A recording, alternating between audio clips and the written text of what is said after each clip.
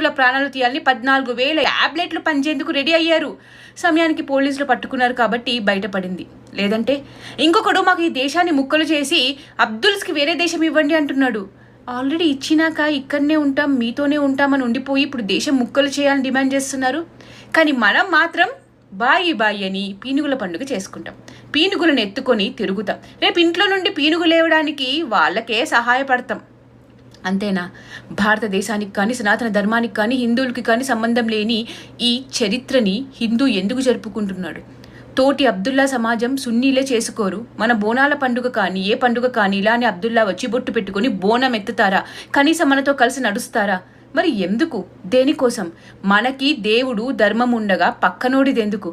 మన తల్లిదండ్రులు ఉండగా పక్కింటోడిని తల్లి తండ్రి అనుకుంటామా? ఆలోచించండి. మన మెదళ్లలో సెక్యులరిజం అనే పేరుతో నాటపడ్డ ఈ బీజాలు కూకటి వేళ్లతో పెకిలించండి.